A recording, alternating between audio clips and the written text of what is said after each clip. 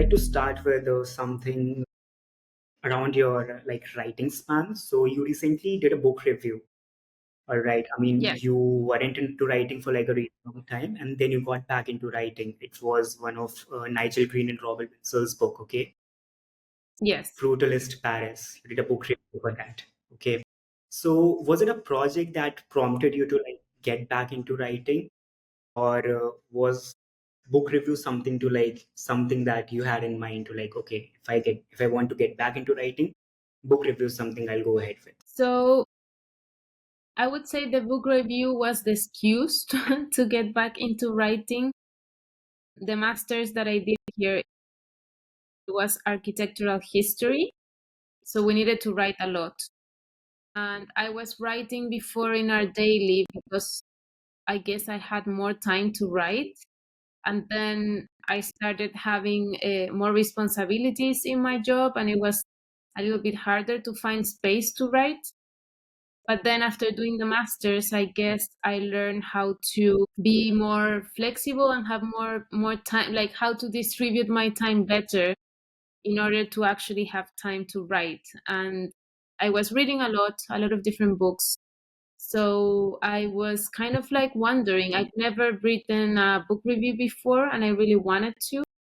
And this is The Brutalist Paris was a project that it just came to me. It's a book by co-authored by one of my professors at university, and I was aware of the process. And I think I also mixes something else that I do, which is unprofessional, non-professional photography. I love taking photos as a register, and I use it a lot in my Great. writings. If I'm going to do an article or something, I try to visit the place and take my own photos for it. And also for the social media publications that we do, I try to use photos by us, about our team. So this book mixes the kind of theoretical side of it, but it's a photographic survey. So this is why I was very drawn into writing about it. All right, all right. I mean, something that you said right now. I mean, you're also into photography and all. So the other question is, how important is it to like keep upskilling yourself, considering the volatile nature of the industry that we are a part of? I mean, from social media, the trends are very volatile nowadays. So how important is it to have a multifaceted approach? I think it's relevant only if you're taking it into account for your process, your design or your creative process. I wouldn't say a trend is just relevant just because it's a trend or everyone is doing it or it's popular. Especially for social media, I think that one thing that you can tell immediately through social media is that everything goes by so quickly that if you are trying to cut trend after trend, you will then end up exhausted and probably with no kind of like register or good quality content. So in my case, and I think it's also the way we approach it in our daily, it's that we all come from different backgrounds and we have like very specific topics that we like to research. And what I try to do with social media and trends, it's like whenever these two things cross over and I see something that it's on one hand part of my interests, and I also see it that maybe it's a racing trend or something, then I will go deeper into that and try to analyze it. I use it as a tool. I'm very curious and I love to learn new kind of like gadgets. And for example, now I'm learning, a colleague is teaching me how to edit video. I know the basics of it, but I'm very into like, I wanted to start exploring maybe doing some registers like in film, video, and see where can I go with it as a That is like as a document, an archive. So I think also our daily, this is why I like it. We're very kind of flexible into learning new things. So after that, more people from my team said, okay, let's learn. And we're having these workshops every Friday, and a colleague is teaching us how to enhance our like skills in video editing, and we do that a lot with Photoshop, Illustrator, different things. I mean, that is great. I mean, that was a perfect answer I was looking for. So, what is, I mean, this is about content, okay? So, what is what would you term as like striking factor in a chunk of content that comes your way? I mean, you'd be receiving a lot of pitches. I assume that you'd be receiving a lot of pitches when you worked as a publisher and as an editor as well. So how do you look at the content and decide on working towards that? What is the process like, the selection like amidst those pitches? How's the picking process like? So first of all, I moved teams. I was before in the projects team, like as Hannah at ArchDaily, and now I'm in the social media for the last like 2 years, 3 years actually. And I would say the process, the pitching and selection process is similar. We have, on one hand, kind of like a democratic ethic in the sense that we have an open submission process that it's 24/7, 300 days a year. It's there. Literally, whenever you want, anyone can submit. Of course, it needs to be an architecture project or related to architecture, an article or an architecture book, of course. But I mean, it's open to everyone. And I think that one thing, it's a major step in comparison to other kind of like more enclosed and niche platforms, which I'm not criticizing. I'm just saying they're different in the sense that a lot of other platforms, they stayed more in the academia world and they're more difficult to find out about open calls or how to submit a project.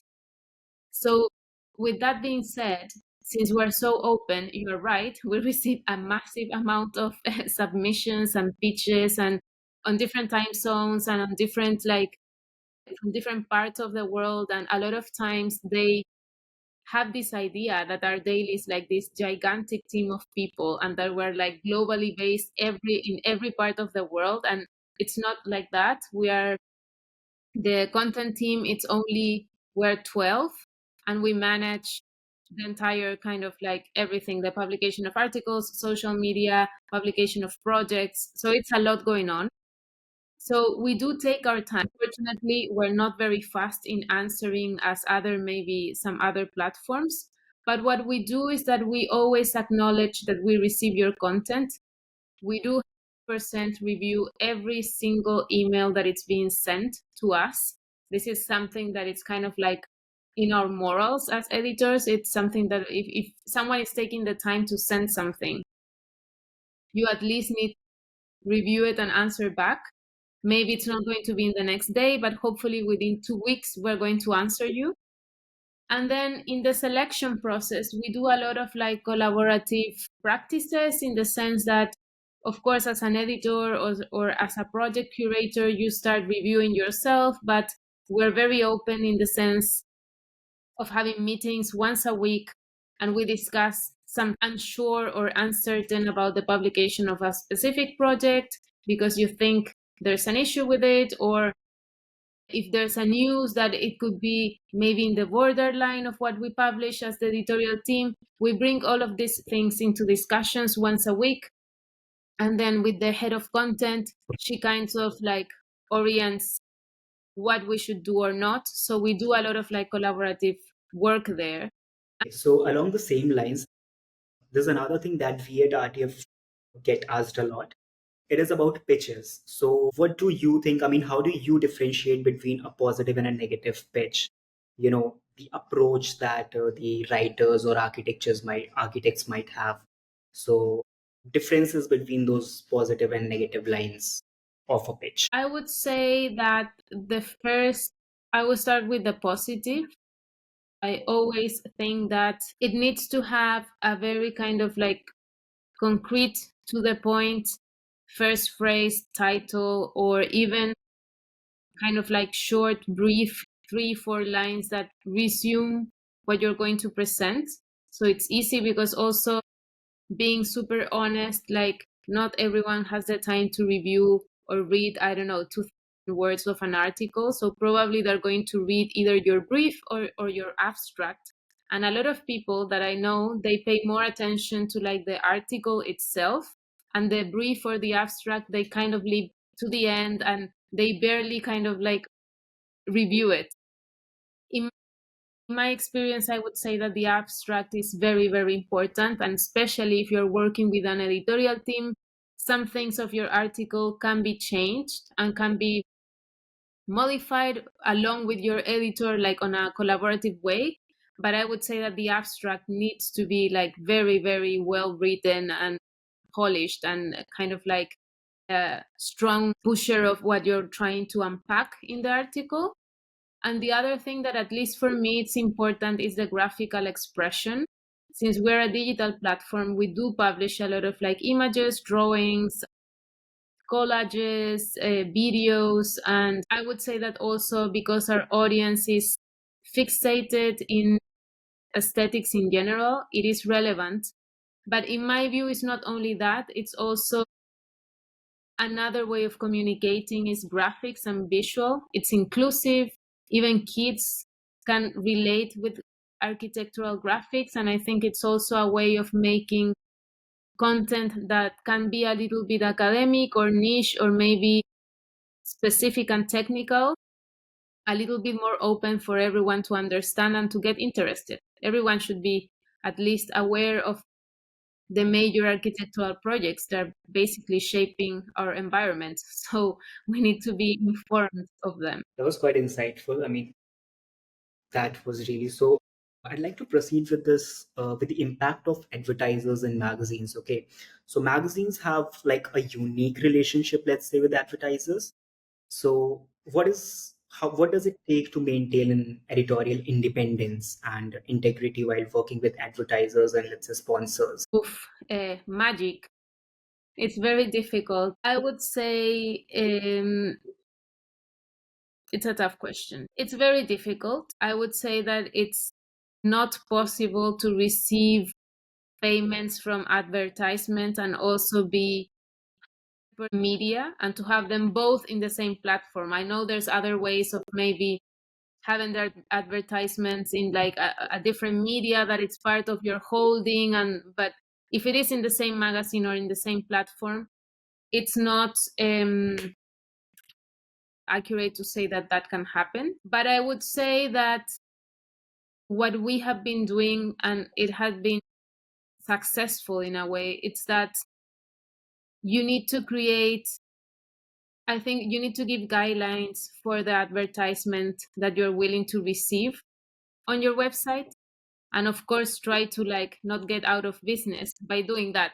What I mean is that being honest about saying, okay, no, this is our line, we're not crossing it, we're not receiving this kind of advertisement because I don't know, it's not what we're interested, or let's say it's a kind of material that is toxic, we're not going to advertise this because people can die out of this or whatever. So I would say that having like a very strong no line and set of values of things that you're not going to cross, and then also appealing to the kind of like acknowledgement and willingness and flexibility of the clients. I know that sometimes they're kind of like the bad characters of the soap, but they're not always like that. I have worked with a lot of great companies that are very willing to actually like kind of like learn from each other. So they're open to suggestions, they're open to make changes, they trust our team, and vice versa. We also trust when they come to us and they say, hey,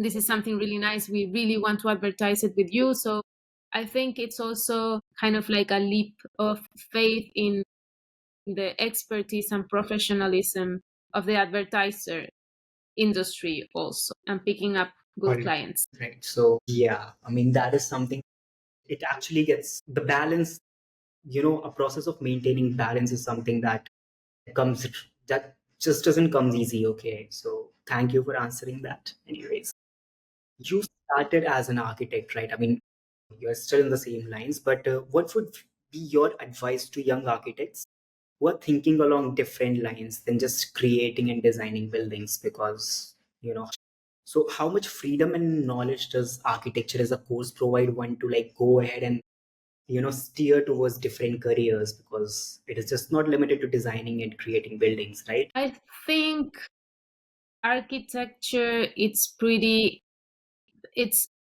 or at least what I took out of it, it's more of a way of thinking and approaching situations, kind of like I don't know how to express it properly, but it's like you have this spatial way of seeing things and kind of like organizing in terms of structure also.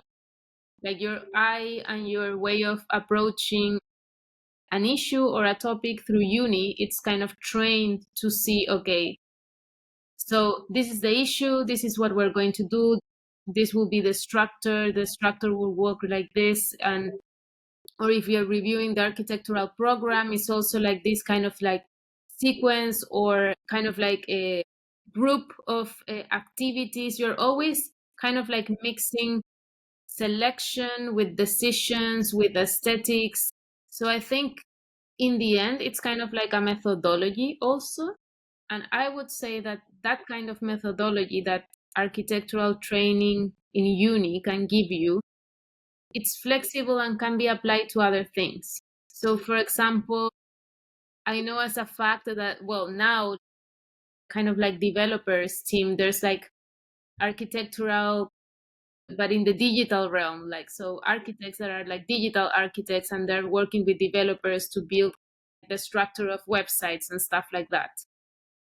But I would say that this also applies in the diversity of how you can work as an architect. You can be working in practice and probably practice slowly kind of like reduce a lot because of climate change.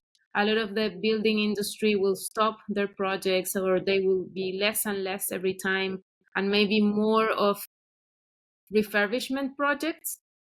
And also, I think Yeah, that architects are now getting a lot more into landscape architecture and kind of like the environment, the respect of the environment, and also even the production and creation of materials. I know a lot of architects that are doing research into extraction, ways of extraction of materials, and how we use those in the kind of like construction industry. And of course, I haven't talked about like the metaverse and like kind of like VR, but there's a lot of like different areas that you can expand. So I would say that architecture now is emancipating and changing a lot the kind of like normal or normative way of being an architect. I think it's a role that is now, as we speak, being reshaped. And I don't have like a final answer, but I would just say that if you study architecture now, I think that the biggest takeaway will be to have this very flexible, adaptive way of approaching issues or situations and kind of making decisions out of that. And I think that that can be applied to multiple things. So maybe it's something broad, but I think it's very valuable, at least for me. I use it a lot, that way of thinking or methodology. yeah. Anyway, so it's reshaping for good. I mean, that is something that we need to applaud about it. It's reshaping for good. I mean, and whatever the other things surrounding the realm of architecture, the things that you spoke about from metaverse to VR and all. So that is something, youngsters have to keep in mind going ahead with, because these times are changing, right? That's what Bob Yeah, Dylan said. yeah. Yeah. A So good song. great song, really. So you've worked with almost like all the steps involved in publishing the content. So how important is it to be like a quick and smart learner like, along the way, to progress in the field? Because, growth is something you just cannot halt it. Okay. You just need to keep pushing yourself, keep pushing your boundaries.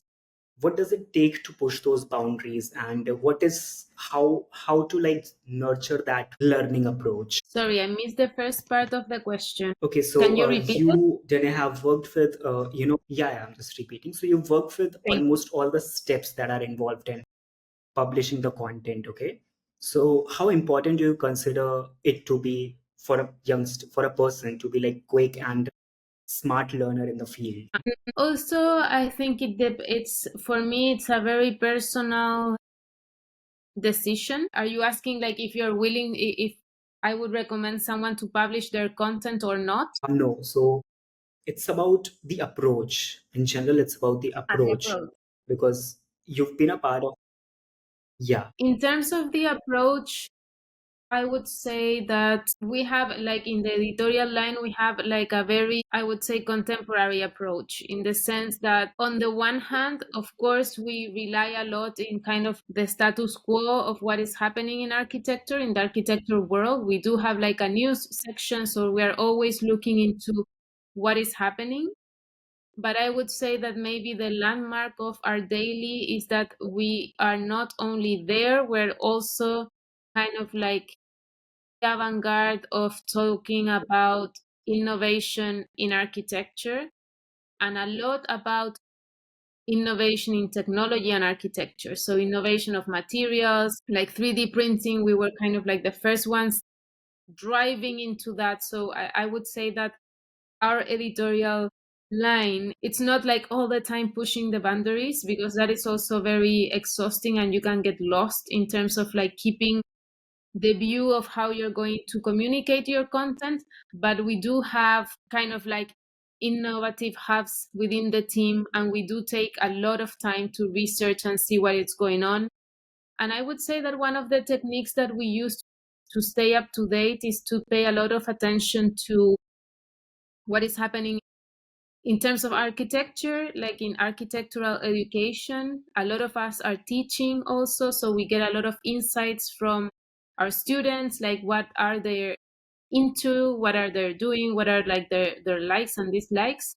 But also we are very curious, I would say, as a team, and we look a lot into other practices, not just architecture. So, for example, myself, I love landscape architecture, photography, as I mentioned, and art in general. And I'm always going to exhibitions, and I get a lot of like new insights of applied technologies or like new ways of thinking from art. Also, I would say that sometimes art has a little bit more of freedom to explore in advance, and then kind of like it drains towards architecture. So other team members, there are a lot. For example, we have one, Nico, he's very into like data analysis, and he uses that more in like a forensic way. So we have a lot of insights from there. We have a lot of people that are very into music and technology and the development of music in public spaces. So I would say, on the one hand, from architecture, we try to keep an eye on what it's also looking or happening in other kind of like disciplines also, not just architecture. That was very insightful. And someone really said that the one who learns the most in the class is the teacher, right? So, just being along those lines. Yeah. Okay. So, Yeah, Danae, yeah. what? Yeah. So, how do you think your off the desk life shapes your professional life? Because beyond profession, there's a life, right? So, how does that shape your professional life? Nah, I don't, I mean, I don't know. I think it's the first time that I've been asked that question. I do think that, again, it gives me like a little bit more of a reason or energy to stay curious. For me, curiosity is kind of like the basics. If I lose curiosity, it's like I'm like dry and I cannot work or write or do anything. So I would say that this kind of job I like, because it pushes you to stay up to date and to kind of like every single day you have like something new to work on and to publish, and not only something as a material, but also you are like meeting a new person. You're publishing from this architect, and the next day is from this other architect from the other side of the world. And on one email they were talking about, I don't know, vernacular bricks in Paraguay, and in the other email they're talking about like very high end facades in Basel. So I quite like that, because it's like a lot of information to digest, and you can get stressed. But if you manage to kind of like, again, balance that and stay safe, I would say, afloat, it's very nice to receive all of these amounts. It's like you see all of this amount of information, and then you can have this broader view and just say, okay, I'm interested in this and grab that. Interested in this other thing and grab that. I'm very grateful of that. And I would say also, of the opportunity of meeting such a wide range of very, very interesting professionals, like from very diverse skills. So one day you can meet a very famous architect, well known, respected, like Pritzker Prize laureate, which is amazing, of course, and probably see a lecture, and it's also amazing and insightful. And then the next day you might be invited to this kind of like crit at a uni and a local uni, and maybe it looks smaller, but also you meet very nice professionals and everyone is creative and you can share knowledge, which I think it's part of like this kind of like metadata in the digital world. One of the good things that you have is that you can meet easily a lot of different people, and also, well, also physically, like if Yeah, you go to events. correct, obviously. And that is probably, if we like to grasp the essence of architecture and art, that is something, curiosity and your itch towards innovation, that is something that just keep people afloat. So, we say that I'm into, I'm curious, that's why I'm into architecture. You can also say that I'm into architecture because I'm curious. It goes the other way as well. So Yeah, curiosity is the key anyways. Thank you so much for this conversation. It was great conversation, and just was very nice to get into your head as well. So it was great talking to you. I had a really nice time. me too. That was Thank all you. from our end. Thank you for the Thank you interview, so much. and well, I hope everything goes out well. Thank you. Have Thank a you nice so day. much.